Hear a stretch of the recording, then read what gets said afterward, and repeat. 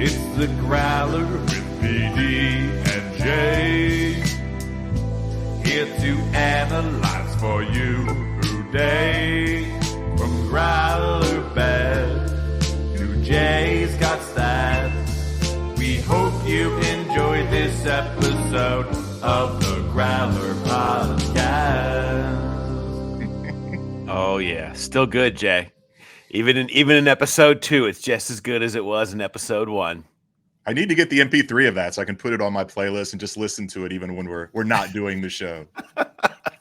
We do. Dave Ninemitz on Monday talked about how he's not a peaches and herb guy because there were so many different peaches. There were 7 different peaches with herb. And I had no idea. I don't even know another song other than Reunited by them. No, nor should you. Yeah. Nor should you. There needs to be like a hard rock. Could we get a Foo Fighters version of that song? I mean, they did a bunch of the disco stuff. They do disco stuff. Yeah. Maybe we could get a Foo Fighters cover of that we could throw in at the top instead. Or even harder with Slipknot or something like that. Oh, sorry. Foo Fighters isn't intense enough. You're right. Let's make sure we get some death metal feel on that. All right. Episode 2, our first regular episode. We did kind of the pre-episode last week just to kind of set everything up for the launch. Thanks to everybody that responded with hilarious memes and thoughts and all kinds of stuff about Jay and I having the podcast back together. That was fun. We'll go through some of our favorites later on in the Arby section, but there was a bunch of good ones, Jay. Yeah, there were, and it was fun to see. It was I expected there to be a reaction, but I didn't expect it to be that overwhelming. So it's good to know that we resonated with all the listeners out there. Yeah, and what I like the most is that proof that the internet is always going to be the same. Like I love it that we were such a high, like there was like at least to our face 90% of people very happy. I love the people who are like, whatever, pass. Like it's like the internet is just so undefeated of like, yeah, whatever, you guys suck. I mean, I need those people in my life. That haters, I see you, right? I love it. But thanks to everybody that had nice things to say, because it's a lot of fun for us to be back doing this again. And now here's the cool thing, and that is you set up the template for these 3 shows and for us being back together. And now the news starts hitting and everything falls right into it, and it's really fun. Because the news is happening now. We're on it. Free agency is next week. And we've got a lot happening right now. Cuts are kind of happening. And there's a lot to look at on what the Bengals are going to do. This time next week, a lot is going to happen. So we're going to get into that. We got some news to talk about. We're going to play a little game to, a little competition, never hurt nobody, to see. Jay and I are going to try to be as realistic and logical as we can and see who can predict the most Bengals external free agent signings correctly. I think we'll institute a point system. Mo and I did a draft a little bit, but it was more of an unrealistic, let's kind of like talk about the tiers. What would you do stuff?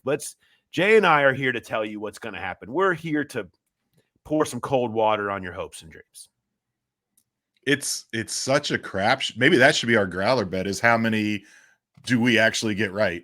I wonder how many people would guess 0, because it is such a crapshoot. And it could be the Bengals' number 1 target, and you know how they operate. They put a value on a guy, and if another team goes higher, they're not going to get in a bidding war, and they're going to tap out and go a different direction. So it is really hard. But I've got some names that I think are solid bets to join this team. If you are watching on YouTube, thank you. Appreciate it. Hit all the buttons and subscribe stuff. Give us some good reviews. We're everywhere that you listen: Apple, Spotify, iHeart, weird stuff. I don't know where you listen to your podcast, but it's all there. So make sure you're hitting the button to subscribe to the podcast and getting all of our shows sent to you. Because they're coming to you again. Growler 3 days a week. You balds don't lie on Monday. Me and Jay every Wednesday, and then Who Dey Light with myself and Mark Chalafo on Fridays, kicking off your Fridays with a little bit of fun. So make sure you're getting all of that. We've got a couple of stories up. Jay, you have a free agents kind of outlook story up on Pro Football Network.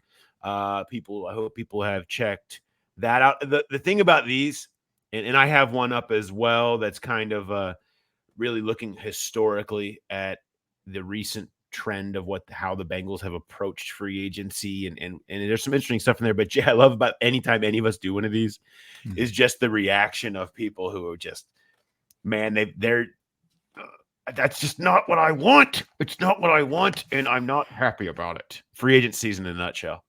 A lot of vomiting emojis coming from reaction my piece. You know what? Here, before we get into all of this, I want one disclaimer, and that is free agency's wild. We learned this last. You never quite know what's going to happen. Surprises certainly can happen. The point of all of this is I think we can have a feel for their plans A and B. That doesn't mean they won't end up at C, D, or E and do something to surprise some people. There's room for creativity, obviously, with where they're at this year and some of the setup of it. And there's room for a lot of different paths for it to go.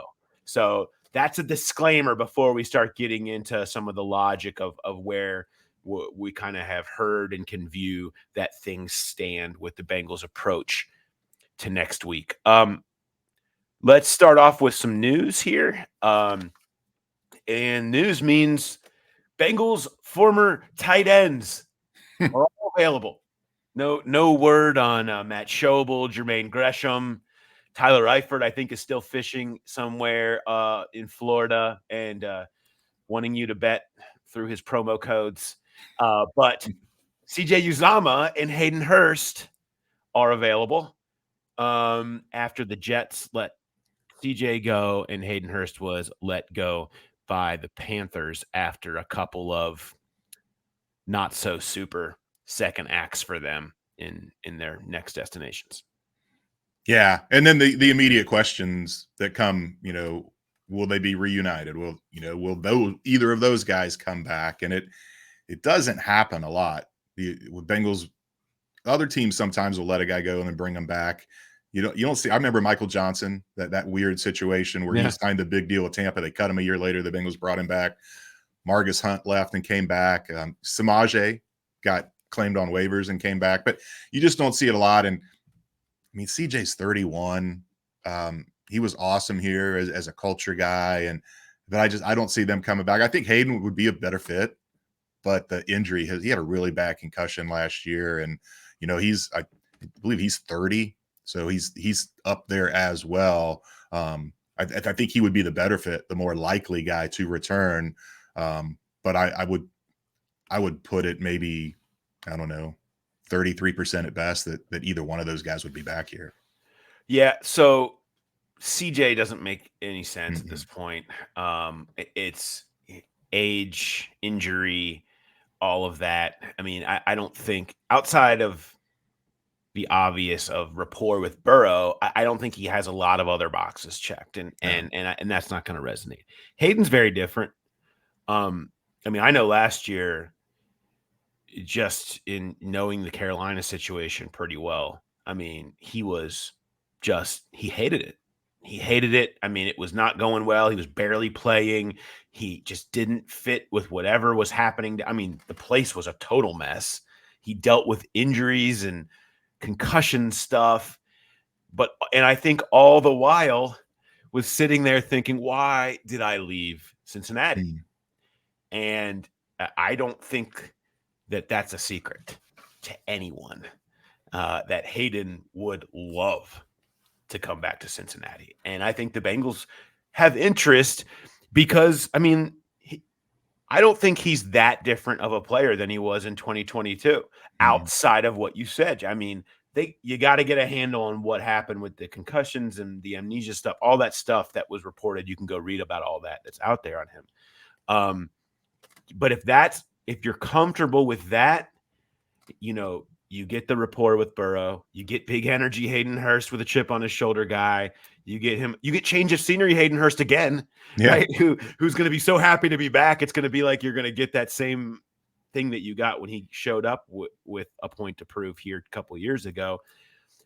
And that that rapport stuff matters. I mean, they're fresh off the Irv Smith experience. And I think you're getting a guy who would not be expensive. You're going to get him back just like he was a couple of years ago, probably. I don't think you're going to have to pay a lot for Hayden Hurst. I don't think he's been heavy demand. There's a lot of tight ends out there. For that fact, you could see it work. Now, whether it goes that way, you don't know. Like I said, there are a lot of tight ends out there.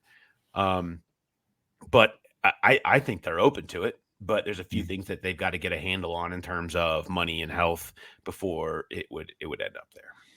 Yeah, I mean, he got $13 million guaranteed from Carolina, so he can come back at one of those 1 year prove it again, and he would give them what they don't have. The tight, well, they don't have any tight ends right now, but the tight ends they had on the roster last year were all, kind of one trick ponies where they do one thing well. He blocks really well, but he also can be a weapon. Was a weapon in the passing game, and I don't know that they would love to have it, not necessarily pay for it, invest in it, but a big name, a big time tight end. But that's not what this offense really needs. You need just a solid guy that can make the plays when they're there, take advantage of all the attention going to Chase and Higgins. And I think he would be a good fit from that standpoint. Head injuries are weird, and it's a big risk. Yeah. The other side of the tight end conversation is Sample, Hudson. I think it's clear they would love to have those back. What is that market? I mean, both of those guys had nice seasons, and teams might value them more than you would think when you look at the way that they played. I think they'd love to have those two back. And then you're looking at what to do with the one. I'm with you. I think if you look at their history and the way they have talked and constantly viewed the tight end position and paying it in particular, I know everybody loves names like Noah Fant and some of the other big names out there. And Noah Fant of anyone would make the most sense if you were going to do it because he is young. He does appear to be kind of an ascending player, figuring it out a little bit. You could see that. I just don't see them making an investment. And I think he'll have a market. So I don't see them paying for tight end yet. Maybe that's one of the surprises. Maybe that's the thing we learn about them this year. But I don't get that impression. I think you're looking at more of, hey, this has worked. Regurgitating the 1 year plan for the most part. Even when it didn't work, they made it work last year. So I think that's kind of the idea. And that's why Hayden would be a person that would make sense. But I think there's a number of paths that you could go down. I do think they draft one at some point. And whoever that is, there's a bunch of different paths, I think, at tight end that you could end up in right now. I would be surprised if it was a big investment, though, just because of the way they talk about and view and the needs that they have in terms of where they need to spend to see it go early on to a tight end. Would surprise me. Hey, but congrats to Hayden Hurst on $13 million.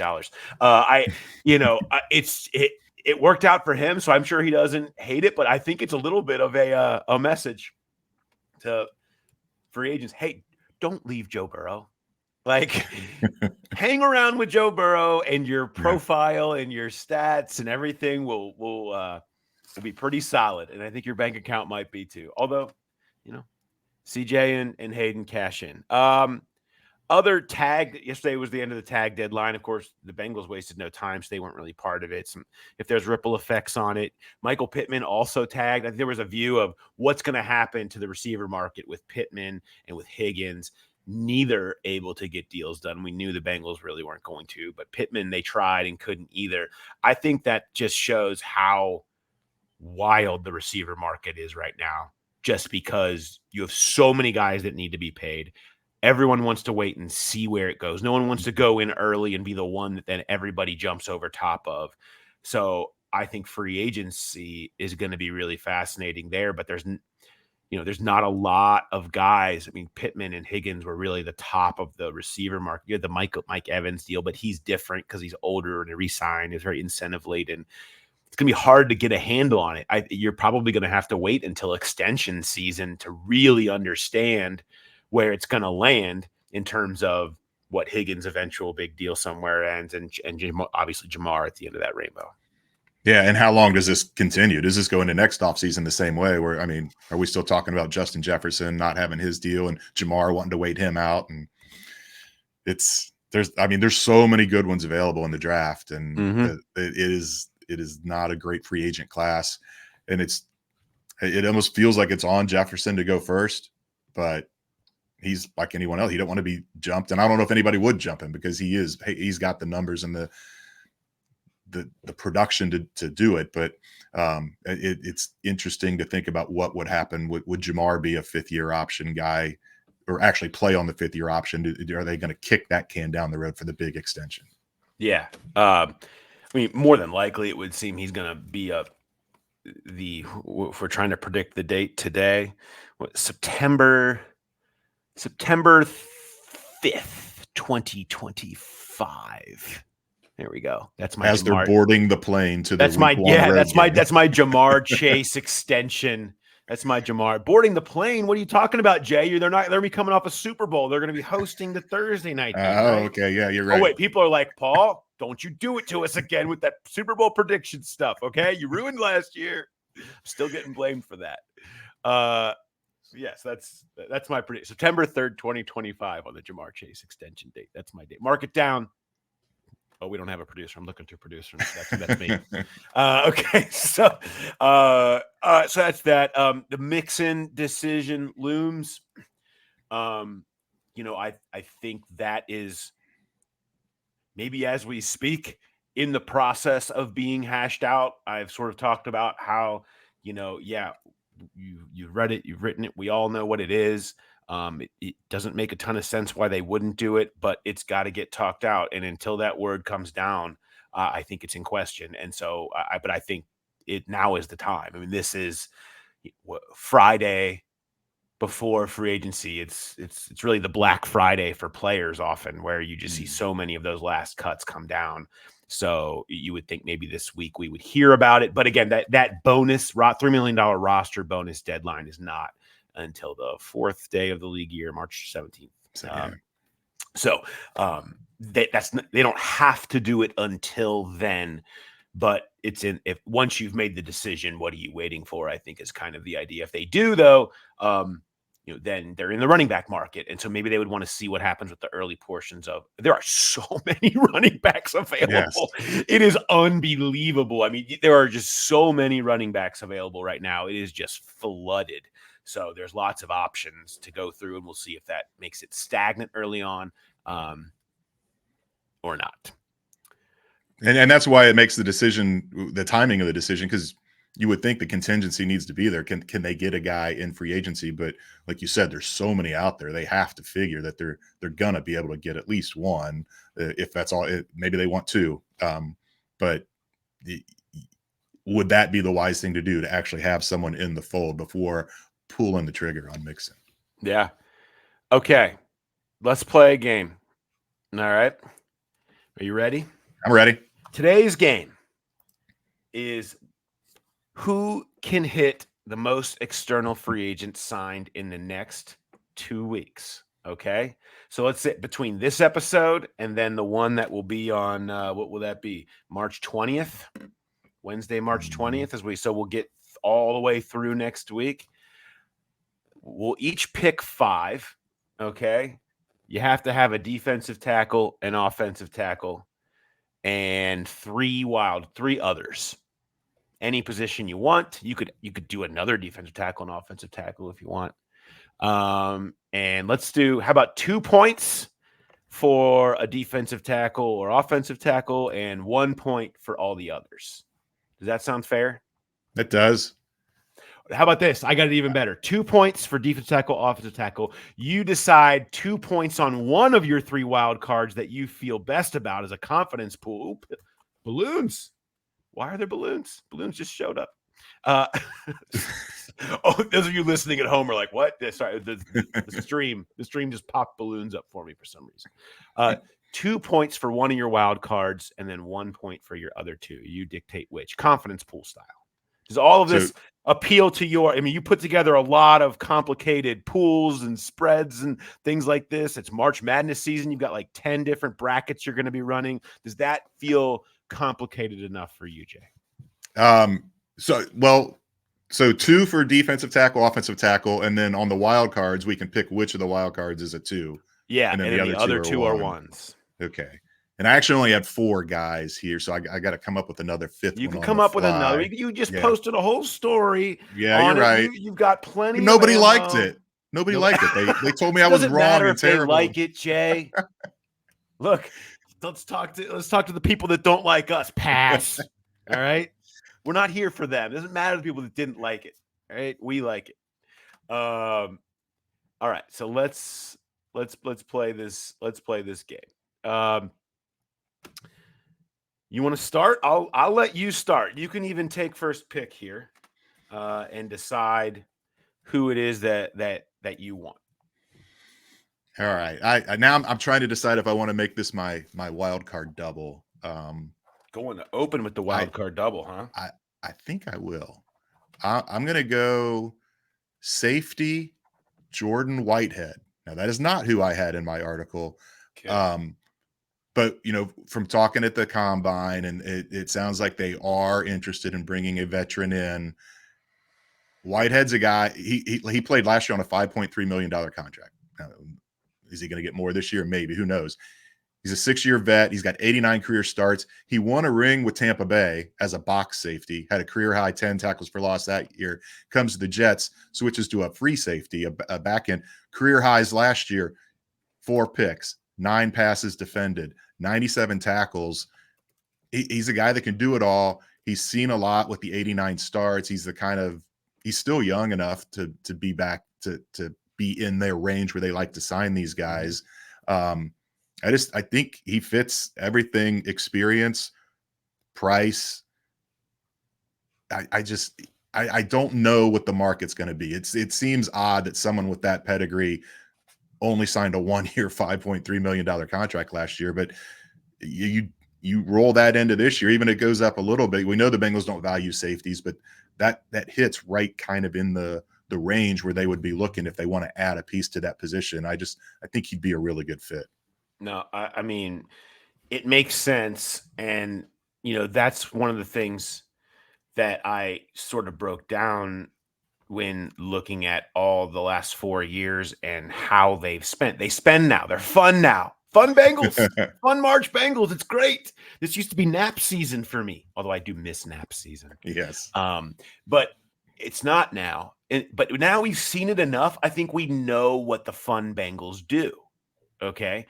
I mean, you look at the only people, like everybody, and this is part of when we start picking, you just can't give them anyone who's 30. We keep saying it.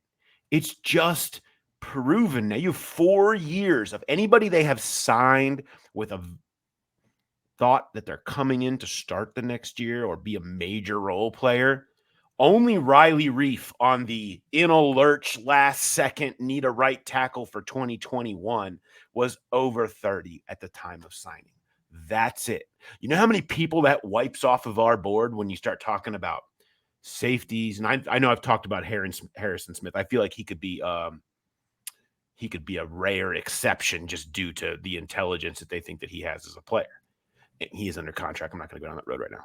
But you got to look for guys. The average price of the non-offensive lineman, because some of those guys have been a little bit older, the average age is 26.5.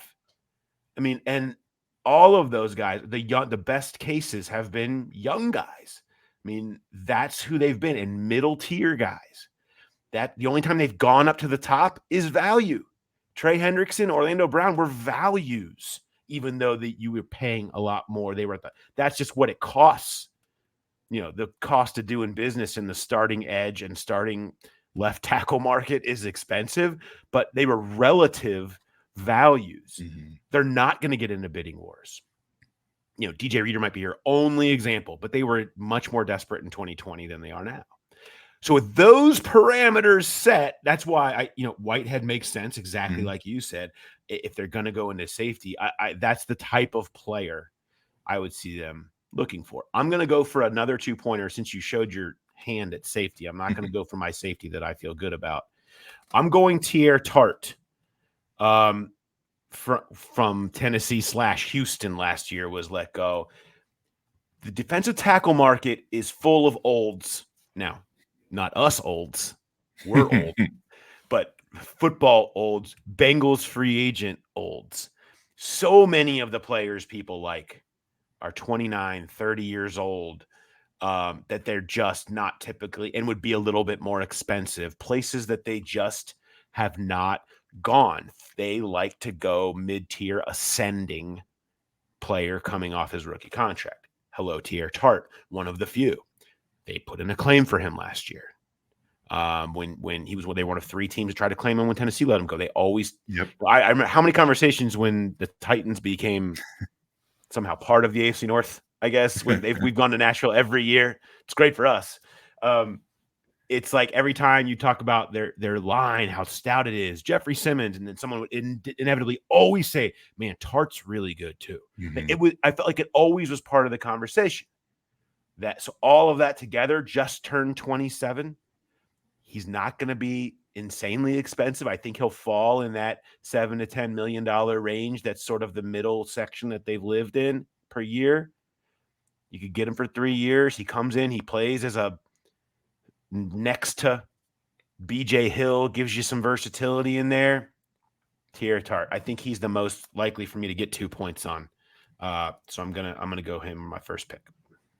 Yeah, I love that pick, and you're talking about the age thing, and I'm thinking, well, I've got 2 guys on my list that are over 30, but it's just a different. You never know when that cliff's going to come, and we're not talking about the 2018 signings of Geno and Carlos, which were 3 and 4 year deals.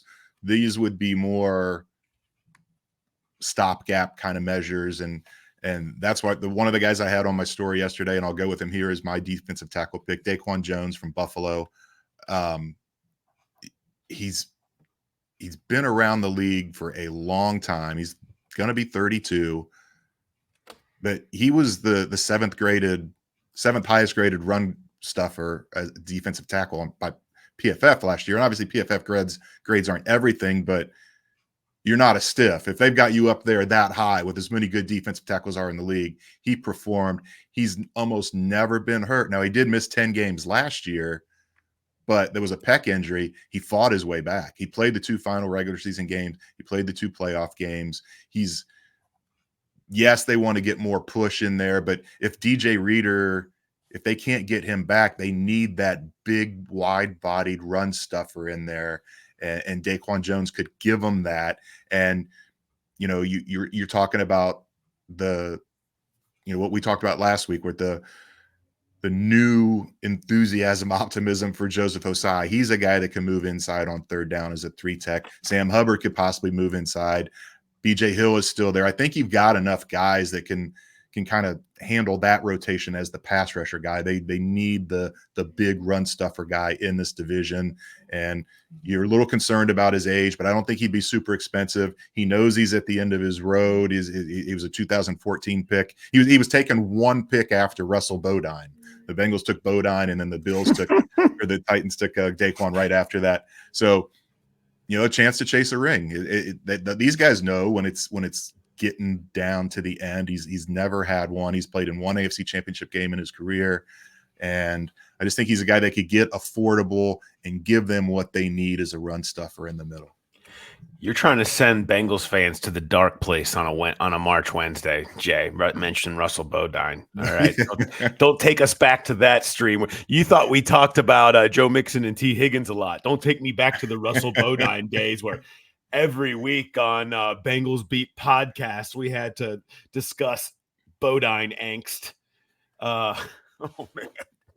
Taking me to the dark place. The best part about Bodine was it was one of my favorite quotes of all time since covering his team is when Paul Alexander said, I judge a guy how good he is by when I shake his hand, whether he could kick my ass or not. Yeah. That was the good old days where I could literally tell you who the Bengals are going to draft at interior offensive lineman by the highest bench press reps. It was like it was like every single year. They loved that. So yeah, that's great. Defensive tackle, though, I'm just to kind of piggyback want to finish that conversation. I think that's the thing that they're most worried about, because it's just not a good market. It's because of, at least for what they're looking for, the types of players that they want and the type of difference makers they want. None of it seems to fit to what they are, who they are, and how they want to build the roster. So it forces them to either A, do something uncomfortable, like you mentioned, or B, do something creative. Also, the draft is not, this isn't, if there were the amount of interior defensive tackles that there are instead of offensive tackles, your whole philosophy might switch. But there's not. The chances of what Dane Brugler had in his latest mock draft of Byron Murphy being there, I think that's kind of almost like a dream scenario, aren't necessarily great. Maybe they sell themselves on one of the other guys, but there's no telling that you're going to get a true difference maker. You're going to be in that second, third round guy who you don't want to have to rely on to take DJ Reader's place. That could send them to a place of trying to find the common ground with DJ Reader, doing something that is, maybe that's where the surprise, I feel like that's where the surprise lies this year, because they're in a real tough spot that requires them to go outside of their standard places, I think, to truly make an impact at their number one priority spot. So I think that's where, if there's a surprise, it comes from, whatever that means, creativity and trade, signing, type of player, overextending. I think that's where it has to come from, because the regular methods are a little convoluted and not filled with the type of guys that they necessarily want. All right, my pick. I'm going to go for another 2-pointer. I'm going to go offensive tackle, and I'm going to bang the Mekhi Becton drum one more time. I just really believe that they are taking the 1-and-1 approach of the middle, more than serviceable right tackle starter that they know his personality. Frank Pollock is, in this theory, very comfortable with. Got that impression from him at the combine, who then can be there. And if he starts, you're great. And all of those offensive tackles you saw running around the combine, looking crazy athletic, wondering if Amarius Mims is in fact an alien or from this world, and the way his size and the way he moves, or all of the tackles that could be there that seem to fit the type of players that they want. It really feels like Becton and number 18 wraps up your offensive line, and you really like where you're at there. It could be there's others. I mean, there's certainly others in that mix that could be your bridge 1 to 2 year tackle. Though there are others.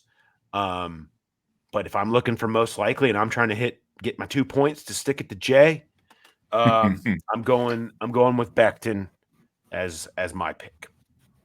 Yeah, I love that pick. The things, he's got the injury history, which I think is a concern, and I don't know where his market's going to be. I think he's a guy that, I mean, it's so hard to find tackles in the league right now, and he is a guy that where the bidding can just kind of go up and up because of his age, and that's why I went the other way, same position. I went with Trent Brown. He's been around. He's got all kinds of experience in this league. He's got a reputation for being a little mercurial, but he's played for Shanahan. He's played for Belichick. Those guys don't suffer fools.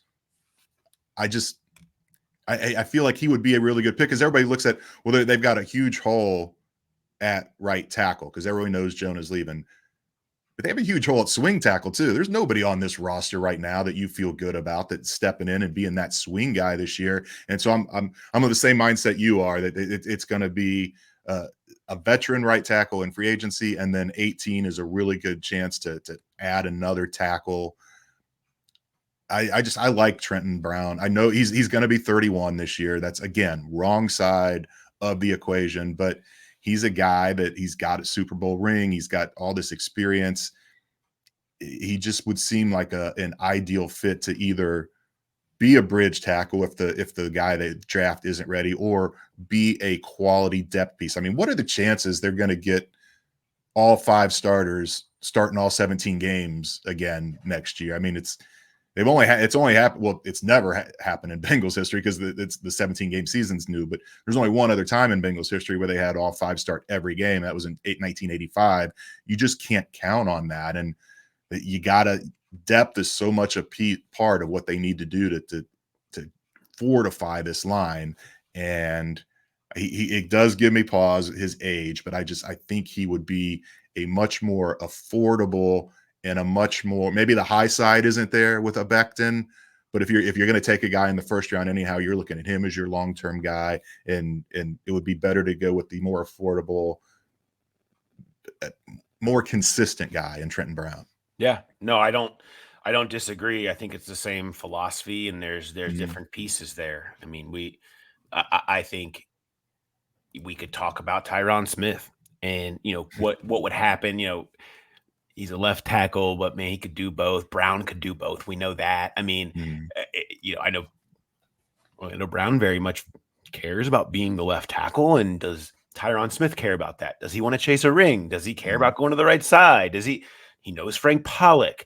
He's kind of the older, the higher risk, higher reward version of Becton, I think, because of his injury history, and he's just really struggled to be healthy lately, and he is older. But man, if you got a full season of Tyron Smith, you are in heaven up front. So it's a risky swing if you have that, but he would be kind of that other side of the coin when you're talking about the bridge there's other bridge options. You mentioned Brown, Jermaine Illuminor. We know some of these names of guys that will be in that middle tier that you could come in and play that game with. So I think all of those are in that mix. But yeah, I think we'll see where that lands. Okay. So my pick again. All right. I'm going to go with my other number 2 wild card, and I'm going to do it the same way you did, thinking it does end up being a veteran safety, and I'm going Geno Stone. There's certain things that I have a hard time getting out of my head. It's a problem. Okay, I'm working on it. It's lots of people I talk to try to help me with this. I fixate.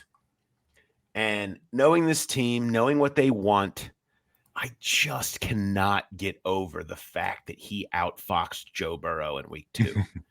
And they know it.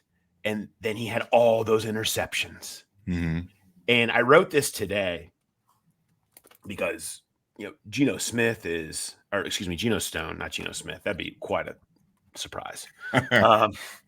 Geno Stone, he's not even 25 yet. You know who he reminds me of, and this is Trey Hendrickson.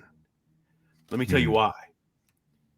Didn't get a ton of run, was always kind of behind other guys, but every time he did play, like, man, that guy's got something there. Then finally in his last year, really showed what he could do and proved it with more snaps. Geno Stone did that last year on a defense that was great. And in division, obviously they think he's incredibly intelligent for what he did to Burrow, and they've seen him up close. They've studied him now for a number of years. You're 3 years, 20 million, ascending mid-tier, young. He checks all of those boxes and then hits them at what they want. They want more savvy, veteran, intelligent play back there that they felt like was missing and causing a lot of those explosives. Now, you're getting him at a discount because he has the tackling concerns. He's missed a ton of tackles, and you maybe they're willing to deal with that. You're having people getting Nick Scott flashbacks. That was such an issue. So maybe that ends up being a cross through his name. But I'm willing to say from every other box that's there and how he fits the profile that Geno Stone would make sense. And so maybe that's my bet I'm putting down on my wild card 2-pointer. I like him a lot, and I liked Alohi Gilman from the Chargers. And you mentioned the flashbacks from Nick Scott is kind of the same way, where it's the same but different as Trey Hendrickson, where they have that 1 year where they explode and are really good, and that leads to the free agency. But both of those guys, Gilman and Stone, were like Nick Scott, where they were just kind of special teams role guys, and then they get the 1 year as a starter. And if they're looking for a veteran back there to lead the communications and all that, are they going to be okay with just a 1 year starter? Are they going to want somebody that's done it a lot longer term? That's why I went Whitehead on that. But I love everything about Geno Stone, other than the fact maybe the experience isn't there, but maybe you get him cheaper because of that. I'm going to stick with a Raven. I'm going to go J.K. Dobbins. And okay. I think, I mean, they talk about explosion. And that guy, since 2020, he has a higher percentage of explosive runs than every back in the league. This is just guys with at least 100 carries. Every back in the league except for Devin Achane from the Dolphins. Yeah. The obvious issue is health. He's been hurt a lot. He's played 9 games in the last 3 years. So that's the big concern, but that's a reason you can probably get him cheap, and a reason that you can maybe double down at that position. And you're talking about, you get Dobbins and another free agent and what Chase Brown's making this year, and you've got a 3-headed monster with a lot of explosion, and it's going to cost you about half of what Joe Mixon would cost. And we know Mike likes his Ohio State guys, and there's just a lot. It's a low risk, high reward situation with a guy like Dobbins. Yeah, I'm with you, and it's a feeling of, okay, we're also half betting on Mixon being let go, and them feeling like they need to find a cheaper but more explosive running back to fit into his place. And again, theme of the combine, probably theme of the offseason. Stop the explosives, create more explosives. And so I'm with you. I think that's a key place to look. There's a grouping of a couple that I think fit, which would be considered running back. There's so many safeties. Mm-hmm. There's so many tight ends. There's so many running backs, which tells you how the league feels about those positions. There's so many options that are out there right now that you can choose from. A few stand out to me that I think would fit. I think Devin Singletary would fit. I think there's an interesting question that you're looking at if you do move on from Mixon is, do you still need another big back? He's their power back. Chase Brown is your much faster, quicker. Do you want to replace him with somebody who could be more of a goal line power type player? Or do you feel like you don't necessarily need that? You can, today's game, the way they play, you don't need to have a 230-pound bruiser. You can just take one of these, fast guys with a little bit of bulk that can break a tackle and get through it. I think they can go without the big back, but I do think that's an interesting conversation that they're going to have. And so maybe that brings in one of the other bigger guys. AJ Dillon's out there. He's your big back prototype that's available right now from Green Bay, who has kind of, played 2 different roles. But my pick is Zach Moss. I've liked him since the very beginning. I think, looking at whether it's yards over expectation, breakaway percentage, man, he has been a complimentary piece in multiple places now. And when Jonathan Taylor went down last year, he was great. He was really good for Indianapolis, to the point where you're like, man, I can't believe they signed Jonathan Taylor. Look what Zach Moss is doing. But I think that was partially a credit to what Zach Moss can be as a really nice complimentary piece, an explosive player that gets you yards over expected, makes guys miss on the second level, gets you breakaway stuff, explosive. Much more of that and better hand, to catch out of the backfield and turn the check down into a weapon. To me, and he's going to be half. He's not going to be that expensive. Where he goes price wise, who knows? $3 to $5 million per year. I think you're probably looking at. So for that reason, I think Moss hits it. But there's a number of different guys, a number of different places you could go. Those are some ones that stand out to me. Yeah, and I'm going to stick at that position for my last one and go Clyde Edwards-Helaire. The connection with Burrow, I don't know, he's got 2 rings now. Is he going to be looking for more of a lead back or more of a snap increase? Would he be content to stay in the same role? He was part of a 3-headed monster in Kansas City and didn't get used a lot, but I think he's a guy that you could get that would be affordable. And again, that someone that that Burrow trusts and has worked with and can be explosive out of the backfield as a pass catcher. His yards per carry really dipped last year, but if he's more of your third down back, or just mixing him in there with another free agent and then with Chase Brown, I think he would be an intriguing, cheap option. Yeah, I mean, CEH certainly makes sense as a third down back with Burrow's confidence. Loved throwing to him at LSU. Felt like they had a really good connection on the field, especially in the check down game. He's obviously a special athlete. He showed a little bit of juice when he played last year. I've been kind of banging the CEH drum for a while as a third down back, as the new Samaje. So I agree with you. I'll say Hayden Hurst. I'll just do it. It just feels like he fits right in with what they're looking for at the tight end spot. And I know we talked about him earlier, but I think that reunion has a chance. I think that reunion has a chance. So feeling burnt by not, realizing how important it is to know the guy has rapport with Burrow rather than having to create it on the fly, I think is maybe such a fresh scar from last year that it does lean you towards Hayden and Hayden's going to want to be here. So, one side is tangoing and the other side has reason to tango, is staring at the dance floor. Hey, I like your tango. Maybe I'll come tango too, And so I feel like there's a chance for two to tango enough that will try to get my 1 point off of that. So, all right, the board is set, Jay. I don't know that we have any stakes set yet, but we can figure out what those would be at another time. See where it lands. Yeah, unless you had something in mind, unless you had an embarrassment bet that you're ready for, forced singing on the podcast or something. No, well, I mean, we can just. I don't know. Well, I don't want to roll it into the growler, but we'll come up with something. Yeah, don't worry. I was gonna log it in a spreadsheet, and we'll keep track as these guys sign. You're obviously logging it into a spreadsheet, Jay. Like, let's just. I'm doing it as you talk. I'm typing him in right now. Yeah, I didn't know why. I was writing them down in front of me like I needed to. Like you didn't already have a spreadsheet with algorithms set up. Okay. All right, that was fun. Fun exercise. Let's flip it forward now, and let's go. Jay's got stats time, right? Let's do a little Jay's got stats. What do you got for me today? So just as we just did, everybody focuses on free agency and the decisions on who to sign. And equally as big is obviously who do you let walk?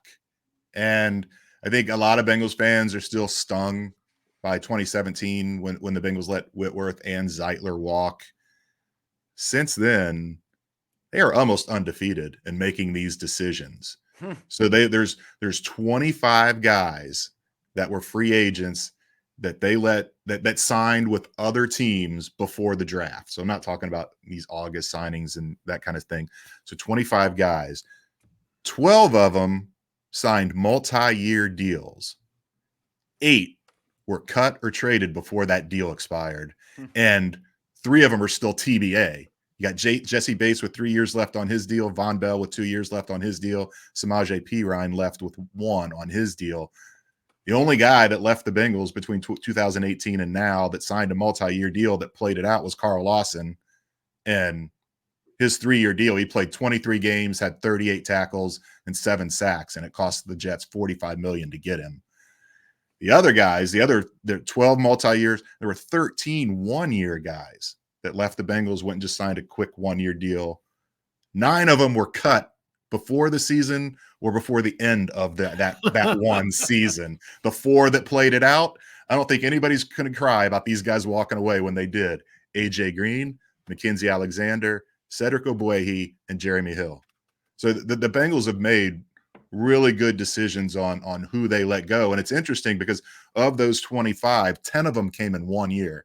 In 2021, just months before they made the Super Bowl run, they let 10 guys walk, and that churned over the roster, and they made the great picks in the draft. They made the great, well, I don't know, they made the great picks in free agency. They had a decent enough draft, and here we are. They have turned this team over because they've kind of gotten away from that, the mid 2010s where it was all at Marvin every year. We're going to sign our guys. We like our guys. We're going to bring our guys back, and they've made the right calls on the guys they let walk. And you look back at the one thing about free agency has been so much a part of sort of the soul in a lot of ways of this renaissance because of the moves that they've been able to make. And last year was the first time they had a little bit of a hiccup.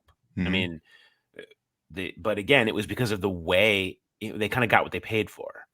I feel like they mostly got what they paid for in Orlando Brown. They probably would, both sides would like for it to have been better, but they didn't pay him to be a top 5 tackle. And he wasn't. And maybe he'll play that out and be more of that as it goes. But they didn't pay much for Nick Scott. They didn't pay much for Irv Smith. They stayed out of that. But the deals that they have made, the people that they mostly have paid, have mostly worked out. And they need those decisions to return again this year. And that's probably by making a proper investment, not going bottom of the barrel at some of these positions necessarily. And so that's to me going to be an important part of what happens next week, is not waiting for the fourth wave. It's like, know your sweet spot, live that sweet spot, rock that middle class. That's been such a part of what they've done well. And when you're going to go big, find where the value is and not get into the bidding wars. That strategy has worked. It's helped build this roster. It's usually the way they go. And so we'll see if that's how it plays out again. All right. Great. Jay's got stats there. All right. Growler bet time. We're going to go little growler bet here. Of course we have the one last week already holding now with the day that DJ Reader signs. And so we'll have that. Let's see. What do you got, Jay? What's our growler bet here this week? So this can be an outside free agent or a Bengals re-signing, a free agent that they re-sign. But what will be the combined AAV, average annual value, of the 5 most expensive contracts they dole out in free agency? The Bengals have 16 of their own free agents. Maybe they go out and sign 4, 5, 6 outside guys, but only the top 5 count. So what will be the total amount paid to those top 5 guys in terms of annual average value? That is are we going what? It's hard to do on the fly. I thought mine out. Decimal? Are we doing 1 decimal? decimal? One down to 1 decimal. We're not out here to give out free beer yet. That's right. Okay. We're trying. Look, we gotta hold our money in a bucket right now. Okay, we're just getting started with this thing. We can't be giving out free beer just yet. So, all right. Let me. You do yours first while I kind of get my number down exactly to where I want to go. All right. So now I think I said it wrong as I was, because when I did my math, I was looking at just of the Bengals 16 free agents, the 5 most expensive, whether they sign here or elsewhere. So okay, so not who the Bengals sign, right? The Bengals current former free Bengals agents. Signing elsewhere. So if Jonah goes somewhere for $15 million, that's 15, and then whatever. So sorry for the misdirection there. I had written it down wrong from where I had it here. Got it. So I went 27.7 million, with Jonah being the high end on that of the 16 Bengals current free agents. He'll get the highest amount, average annual value of that group, and total, because I don't know a lot. There's going to be a lot after that they're going to get big deals. So that's where I'm landed at 27.7 million per year. Okay. I think, if Jonah ends up around, let's say 15, 14, Cheeto around, let's say 10, 8. All right. You're going to have, that's where we're at, let's say 23, Tyler Boyd for 8. I'm up to 31. DJ Reader for that's a hard one. There's another caveat. Guys that signed before the start of the draft. Just keep throwing this stuff in here, Jay. Before I'm the new at start of the this. draft. Okay. 31. I'll go up to, I'm going to say 42. Okay. The reason I did that is because DJ, this could drag out forever, and I wanted to have a quicker answer because we already got the DJ one, which could go further. Yeah. 42.1. I'm changing it. 42.1. Okay. Make sure you get that 0.1. It's going to save me.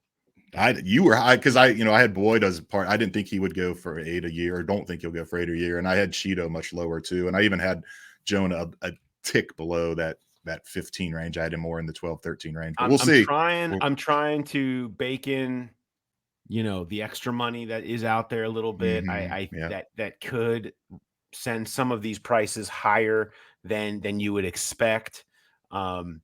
And, I think the Bengal factor is a thing too. I mean, people would have some value on guys that came from a place that won and that have some history in the postseason that could drive them up a little bit. All right. And we'll see. That's a good gap for us to see. It's huge. See where it lands. I'm curious to see which philosophy plays out. All right. Another addition to the Growler Bet. And again, send your submissions, pdaner@theathletic.com, the word Growler in the subject line. Of course, you can always hashtag Bengals Growler Bet to us on Twitter, and some free beer can be yours at whatever location we do our next live show. We don't know where that's going to be yet. Could be anywhere, Jay. Anybody that wants us to come and do a live show, we're open. We're open to wherever you want us to come and do some live shows. We're interested in bringing our crowd to wherever that is, and we'll pay some tabs here for our good winners. And we still owe some people. I owe some people from last season. This isn't on you, Jay. Okay. Some things went awry in the last season of the Growler Bet, so I owe some people. So that'll be part of the next package too. So we'll get to all that. All right, let's wrap it up with a little Arby's time. I didn't give the last Arby's what it fully deserved, Jay. Yeah, we kind of cut quick. I had to cut quick, and people might wonder what the heck happened there. I like the Arby's, how they just play out a little bit. I was recording. We were recording it live and finishing right as all of a sudden my phone started ringing. I forgot that I had to do ESPN 1530 with our guy, Chad Brendel, and the phone was ringing as we were talking, and I was like, oh my gosh, we have to finish. I have to get up. They're actually live right now, and we were trying to finish live, and the whole thing ran late. So that's what happened last time, but we'll let it go this time. So some favorites from reactions to the pod being released. This is got to be a boon for the Arby's economy, Jay. I got to feel like the amount of people who are like, I'm having a roast beef sandwich in the honor of this show being back. This is the effect that you're having on people. You're making people go and get in line. I mean, look, alert the Arby's marketing folks again. Put on your meat sweats that they sent to you and recognize what you're doing for this company. I may have screwed myself because a couple days ago I went to Arby's and I was in line. I was like, oh, there's only one person in line, and it was taking forever. And I seriously the car started backing up behind me, and I seriously considered just going somewhere else and pulling out of line. And I guess this guy had a huge order, and then once he took off, I got my food. But yeah, I love it to have people go and experience the greatness that is Arby's, but don't go to the one in Fairfield. Don't make my line longer. Man, it's too big. The business is too big, man. Shout out to the Fairfield Arby's, Jay's Arby's, home games. I used to work there. Is it better? Are you more used to it and comfortable with your home Arby's, or do you feel like it actually is the same everywhere? It is. It's consistent everywhere, but that one is the closest to my house, and it is the one I used to work at. So I just got a little soft spot for that one. Can you tell when some young Jay Morrisons are working back there and you're not so sure about the way things are being put together? No, I think some changes were made after I left. I also appreciated people pointing out this is just in time for the premiere of Survivor 46. Yes. Which it is. So Survivor Talk is here. I appreciate the guy who got eliminated in the first episode goes down as the worst first episode contestant in the history of Survivor. Has anyone made more mistakes in the premiere episode? Usually you feel bad, like, oh man, you're there for your dream, and you just like bad luck happens where it's a first episode. Things go sideways, and it's kind of out of your control who gets eliminated first. I think at one point they were going to do a whole season of people that got eliminated first because it is generally very bad luck. Never has it been so clear that this is the worst player there's ever been early in the game, between just quitting multiple times, being totally unaware, getting your hair braided when everyone wants to eliminate you, and taking a nap in the shelter when everyone else is like trying to find. You lose your vote. You couldn't even have a shot in the dark because you lost your vote, quitting on a game at the island out there. It's just, and then goes out and what a blind side. I never saw it coming. Thinking he was I was a big fan of that. Worst first episode ever. And Zelensky, I mean, calling himself a legend and on multiple occasions in his confessionals. Normally you feel really bad about the first boot, and my wife Nikki and I were both like, yes, and we wanted to see that guy go, because a lot of the cast is very likable this year after one episode. But yeah, I was glad to see him out. Love that. So shout out to everybody that gets their Survivor Talk back again. You're welcome. We're back, baby. We're all the way back. All right, what do you got for Arby's? Well, same thing. A reaction to the pod coming back, and my daughter texted me this morning and said that a guy where she works at Garfield Middle School told her today that he is now at peace because Jay and Paul are back together. And she said she had no idea that we were even, I didn't tell her. She doesn't live with us anymore. She's got her own place, and I didn't Big tell fan her. of the program, huh? Yeah, obviously. But a shout out to James Williams, the 8th grade history teacher at Garfield Middle School, for coming to peace with us being back doing this show. World peace, one person at a time, Jay. That's us. That's what we're fixing all of the world's problems. What else you got? I think us being back together, and this is one of the ones we were going to get to last week, but now we can get to it, is we can team up on the evil-minded James Rapine, who really did something he shouldn't have done at the combine. I was having a nice quiet night. I had 2 beers at dinner. I sat with you guys for a few hours and just kind of nursed one beer. I was ready to get some good sleep. He was insistent on buying me a beer, and I just kept refusing and said I wouldn't do it. So at last call, he orders a round of Jaeger shots. And come on, James. Not what anybody needed. And then Butch Hobson ran out of there. Was forceful in us doing them. It wasn't like, oh, it's okay. No, it was very unnecessarily forceful. And Hobson was a smart one. He ran out, said no way. So I ended up doing 2. And I would like to know if there was cameras, because I've been around enough. I've seen people do Jaeger at close to last call, and it's a quick decline. And James didn't seem affected at all. And he'd had some beers. I think he might have dumped his on the floor and then pretended to do it, because it did not affect him at all. And he's fit. He doesn't have a lot of body fat to absorb that kind of alcohol. And I was stunned that he didn't go downhill fast. Well, I'm happy that I was there to confirm your anecdotal research on it creates a quick decline.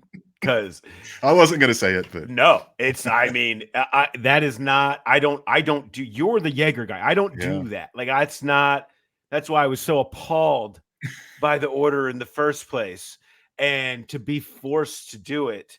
And it was really unnecessary. I have seen a video. James took a video of me talking to him, to where which I ended with a line that is true. And that is, you deserve every check that you get when they bring it over to the table. I don't know. I didn't know what it cost or what he bought or who's paying for what, but he deserves all the checks for putting me in that place. Because that was totally unnecessary, James. And I hope. Yeah. All right, Jay. Free agency next week. So we'll be kind of in on the fly, trying to react as it goes. We'll have the first couple of days in the book. So we'll try to get you something that comes out as timely as it can. There's no timeliness in podcasts and free agency. It's a lot of live reactions, very walkouty. So we'll have something for you, kind of reacting to the first couple of days of free agency next week, and see where we're at. A lot will happen, so make sure you stay along.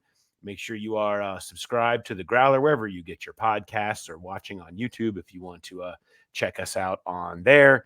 And hit us up if you have any questions, things you want. Make sure you send in your questions for myself and Mark Shalafo on the Friday show, who they liked.